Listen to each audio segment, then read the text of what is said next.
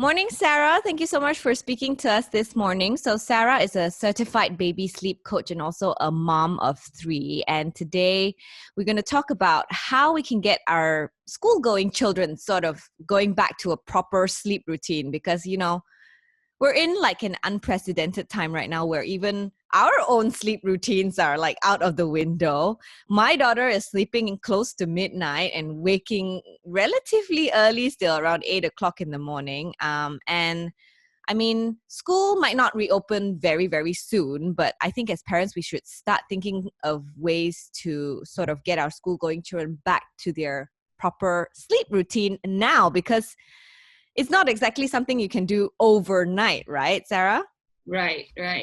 Yeah, thanks so much, Bel, for having me here. I'm so excited to be asked to come on the show and talk about sleep. Sleep is like my passionate topic. I'm so passionate about this topic for babies and toddlers and, of course, children. And I myself have a 12-year-old, 9-year-old, and a 2.5. So definitely the 12-year and 9-year-old are sleeping way later than they should be. You have all the different age groups in there, right? Yes, exactly. And the 12-year-old is pretty much like a teenager already. So her sleep routine is like horrible.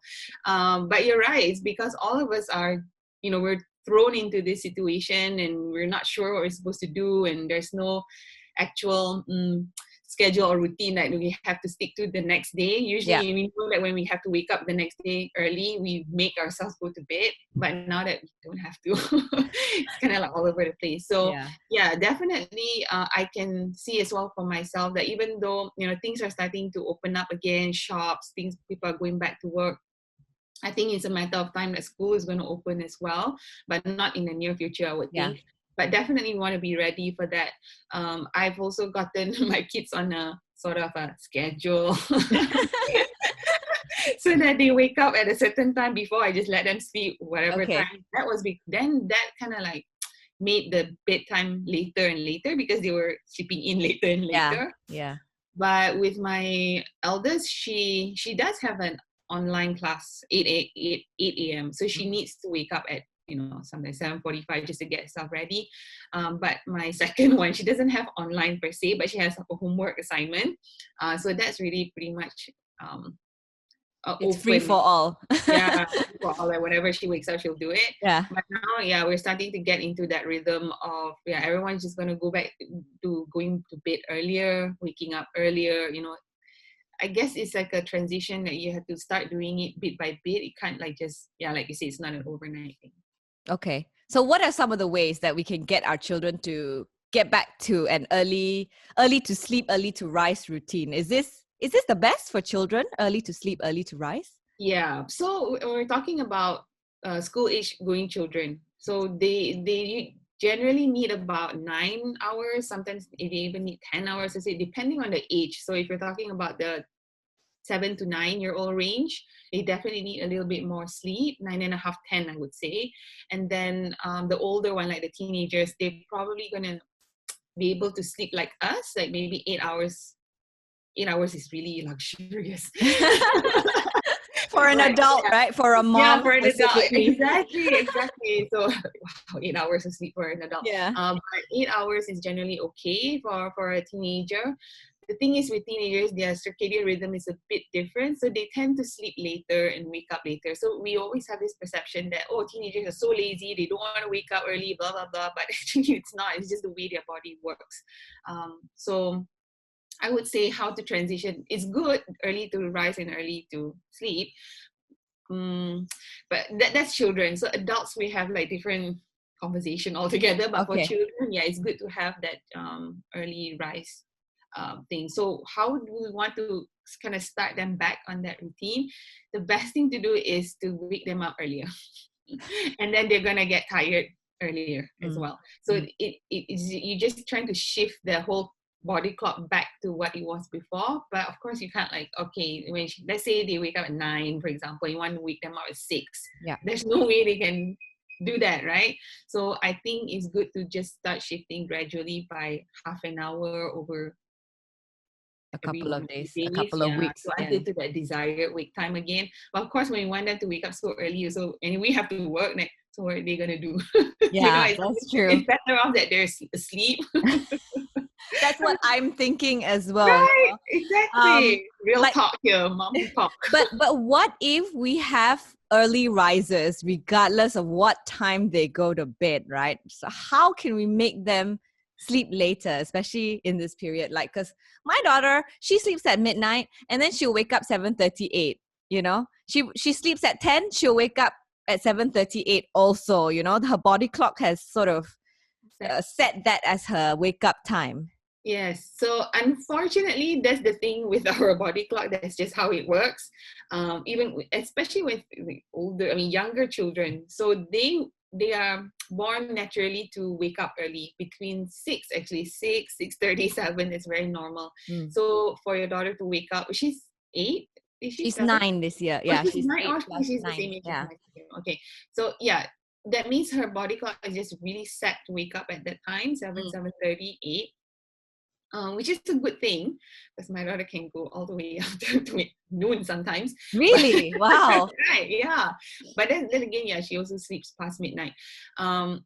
So we can't kind of make them sleep more or later because there's just like your body clock is an alarm inbuilt thing. They're just going to wake up naturally. So for me, I would say just put them to bed earlier just to maximize the amount of sleep that they should be getting, you know. But of course, right now, there's no learning in process. There's no actual like memory needed to be used and all that alertness and all that. Yeah. All doesn't count because that counts when you go to school in Yeah.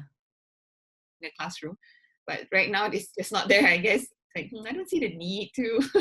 She does have So in a online way school. Like my daughter does have online school every day, but it starts only at 10:30. So she doesn't need to wake up that early. But the thing is, you were saying like if we want to make them wake up earlier, we sort of cut down the time. I mean, wake them up slightly earlier in the morning if we want them to go to bed earlier, right? Yeah. If we want them to sleep late, will it work the same way? Like if we sort of push the sleep time back half an hour, does it work the same way? You mean to push it back and then make them wake up later? Wake up later? No, usually that doesn't work. It's just the alarm. It's like inbuilt thing. Okay. Yeah. All right.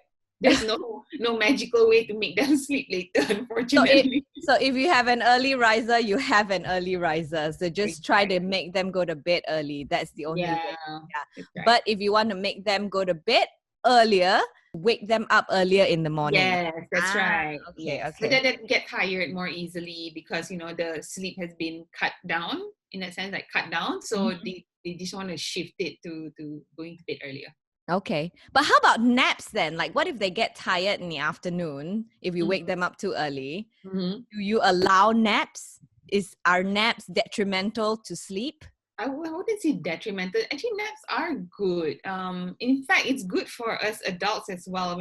Sometimes we don't get enough sleep at night, being moms and all. And there's always that midday slump, like, especially after lunch.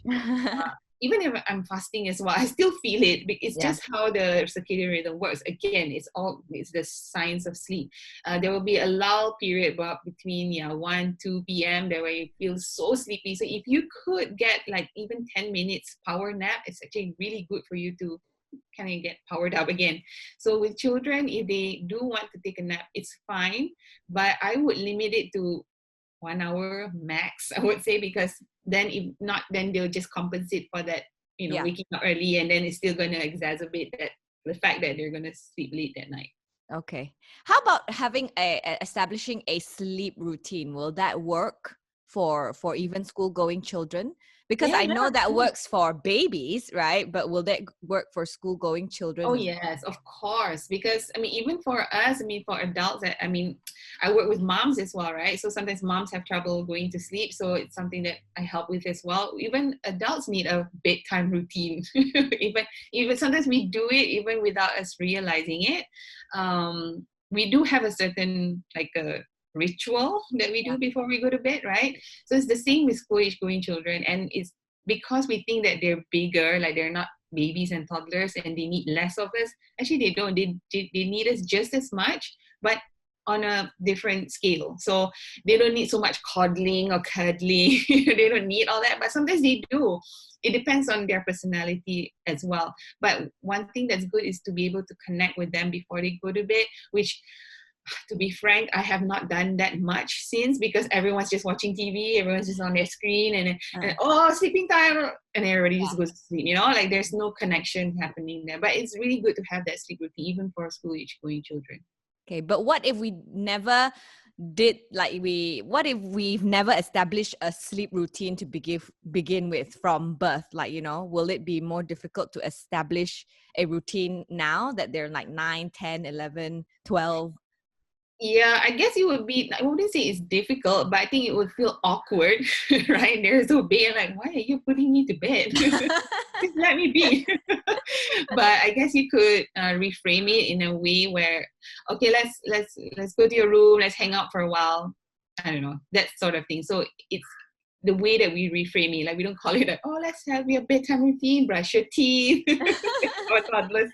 All right. So they're a lot bigger. Yeah, we have to treat them differently in their level of thinking. They just want to talk to us. That's what they want to do. Sometimes they want to tell us things that they can't tell us during the day. So during that nighttime is the time when they want to, just connect with us. Okay. So in a way, just sit down with them, talk a little bit, maybe not like, read them a storybook or whatever, not like when they were babies or toddlers, but just sit down with them, talk to them, and just tuck them in, sort of. Yeah, sort of. And then just say that, okay, I'll see you tomorrow. Good night. Have good sleep. And then just walk out, and then they do the rest of falling asleep by themselves. Yeah. So, but with teenagers, of course, we're going to touch about teenagers as well a little bit. Yeah. But teenagers are a little bit different. They don't want us to talk. Because I'm going through that right now. Like, you just want to, have a conversation. Let's talk. Let's have a chat. Actually, they're just like, my God, Mama, you're so annoying. Just don't talk. But they like it that we're just there, just on their bed, for example, and they're on the table and they're on the laptop, for example, and we're just there and we're present with them. That's enough. That's the they still need us, but not the cuddly kind. Yeah. Not so hands-on. All right, sorry. This sleep routine thing only works if the kid sleeps in a separate room, though. Obviously, like if there's no space, if you sleep in the same room, how does that work? That means you have the parents have to sleep at the same time as well? Well, no, not really. So if your school age going children are, still sleeping in the room, I mean, it's such an Asian culture to do that. It's not at all odd or, something to be ashamed of. It's just what we all do. Some of us are not ready to part with our children for whatever personal reasons.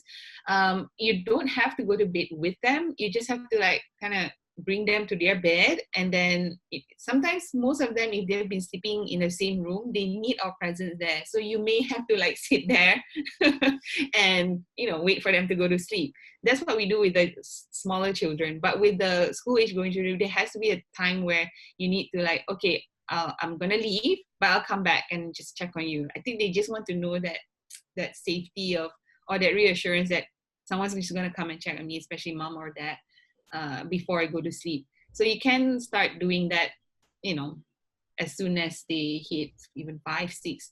I mean, I've had my kids move out when one was 4, my eldest was 4, and the little one was 1.5. Not little one, my middle child, 1.5. So I did that together. And siblings sleeping together is much better off than they sleep on their own. Yeah. So it's all about that safety reassurance thing, because it's kind of scary to be in the bedroom all by yourself when you're a kid.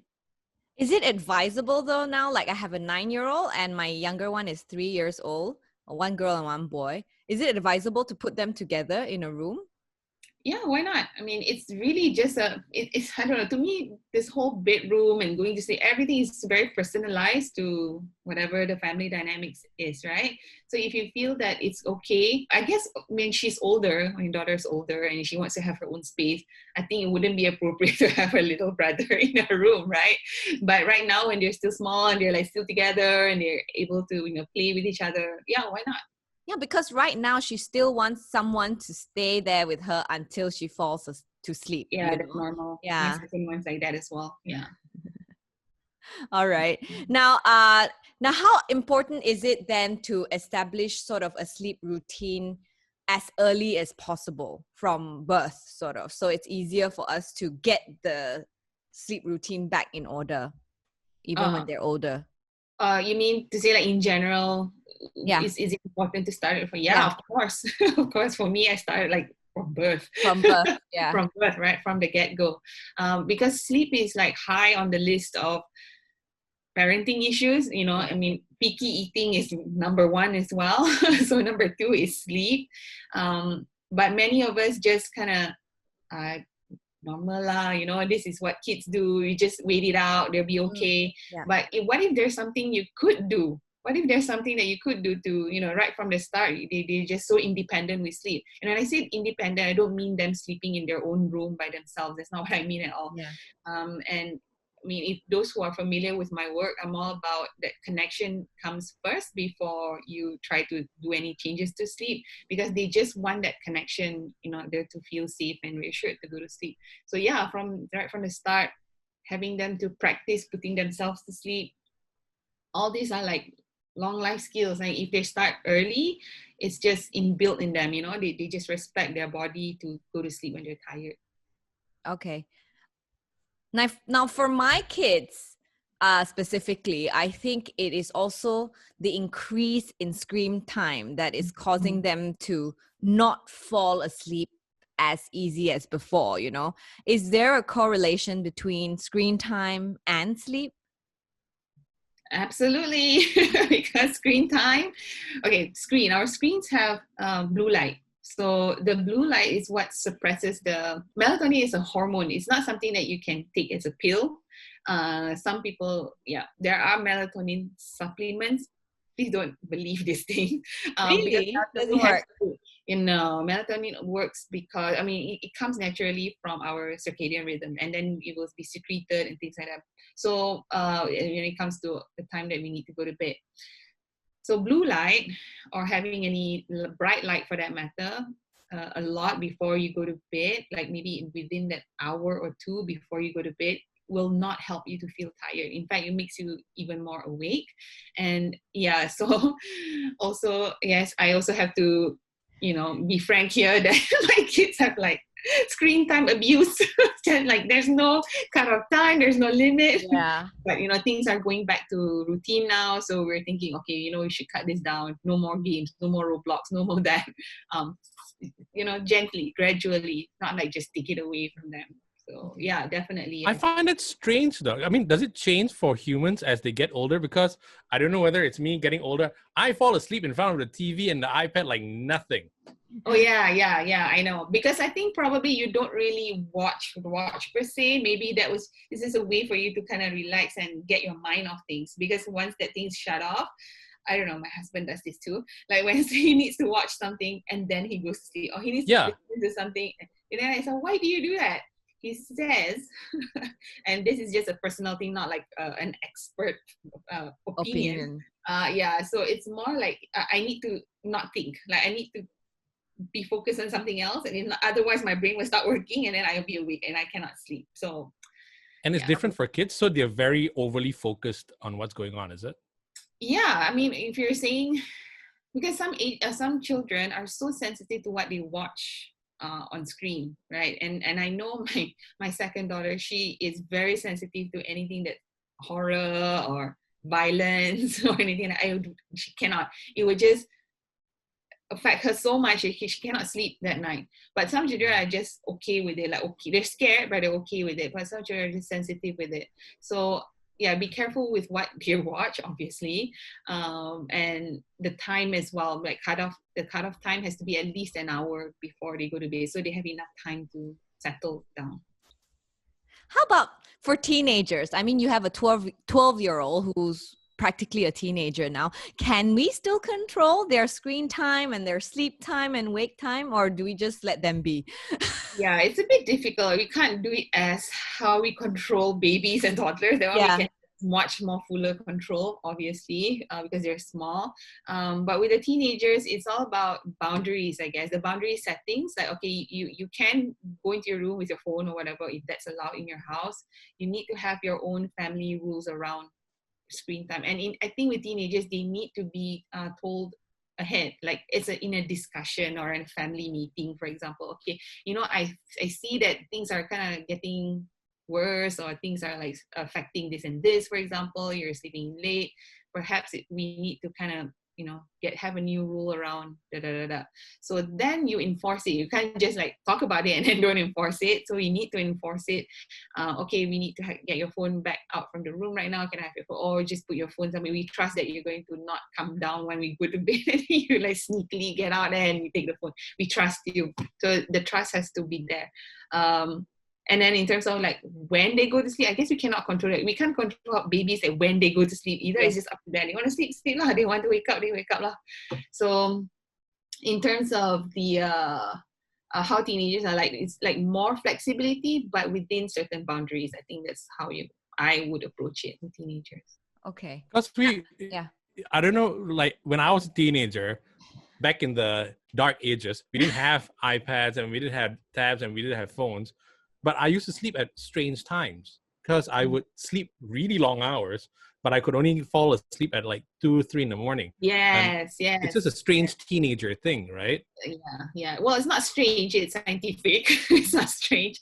Teenagers sleep that way. They only can fall asleep. They're like night owls. They're more active in the night. They want to do their homework and study in the middle of the night. And then they're only feeling tired much later, like you said, 2, 3 a.m. Yeah. And then they sleep like really long hours. They can go up to 12 hours sometimes, like 2 p.m. the next day. So as parents of teenagers, you just have to accept it, is it? Yeah. And don't judge. Don't judge all teenagers have that circadian rhythm in them? All teenagers, regardless of whether they were born early risers? I would say most teenagers. I mean, I remember too, in the dark ages where they don't have internet or iPads or phones. We just had to go to the room and just hang out there, just listen to the radio. I mean, I had a radio in my room, or I read. That's the only thing I do before I go to sleep, right? I don't know how about you guys, but that's what I did. And then reading helps me to put myself to sleep earlier than, it's just kind of like, I guess like you watching your iPad and me reading a book, it's the same, like, it just puts me to sleep. I know. Reading a book like after 2 pages. That's adults. That's adults, right?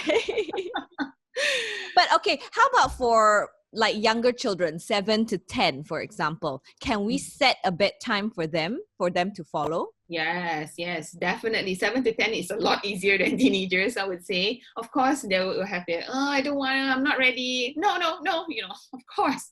But we just have to enforce the rules and boundaries, and we just have to be consistent with it. Sometimes I would say during MCO especially, we kind of be more lax about it. But coming to, us opening up again when school's going to open, I guess we have to start somewhere with that thing rather than, okay, tomorrow school, tonight sleep early. Oh, I don't think you can do that. At least give a week ahead, a few days ahead to prepare them for the early waking.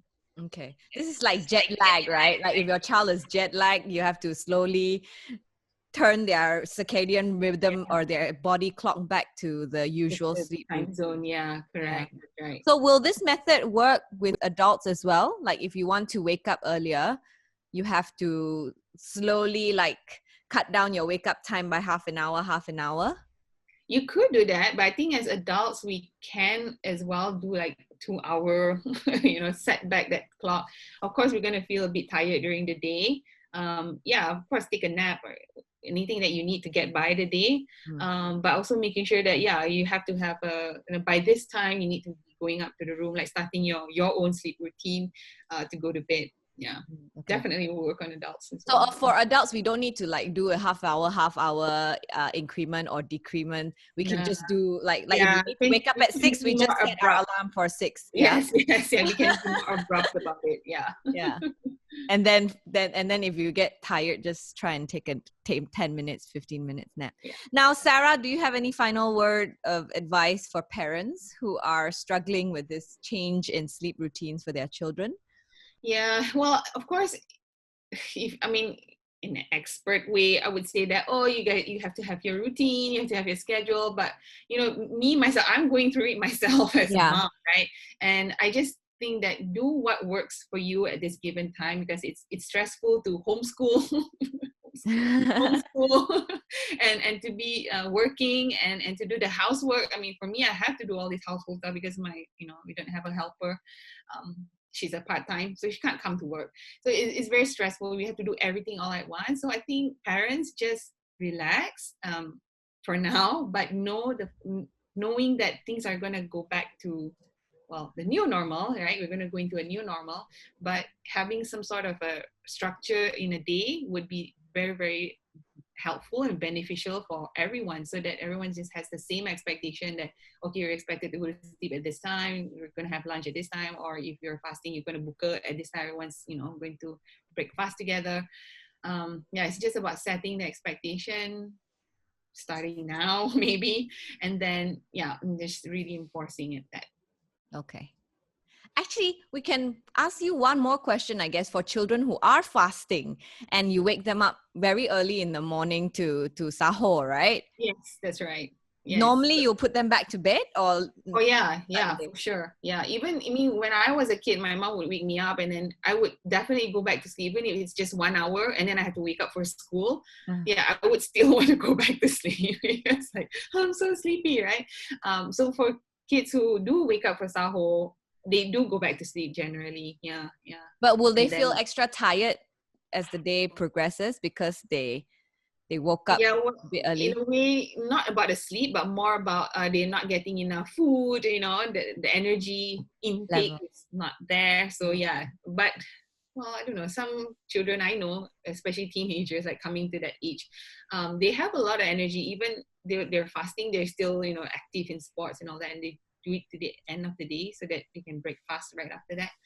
I mean, I wouldn't say that it's extra tired because of the waking up. I think it will be extra sleepy because the sleep is disrupted, but more so is the fasting and not eating and drinking. So will the sleep routine be disrupted because of fasting? Yeah, just a little bit. Even for us moms who have to prepare the food and all that, our sleep is like way less. I'm extra sleepy during fasting. But the thing with this time with fasting in MCO, because everyone's sleeping late, so we have our sahur before we go to bed. So just that we don't have to wake up for sahur, at 4 or 5 a.m. Just eat before you go to sleep. But just eat supper, right? Yeah, exactly. Okay. I just can't do that though. I mean, for me personally, I can't. There's no room. I can't eat anymore. Interesting. Well, thank you so much, Sarah, for speaking to us and for teaching us how we can get our kids back to a semblance of normalcy, I guess. Yeah. Thank you so much for having me here.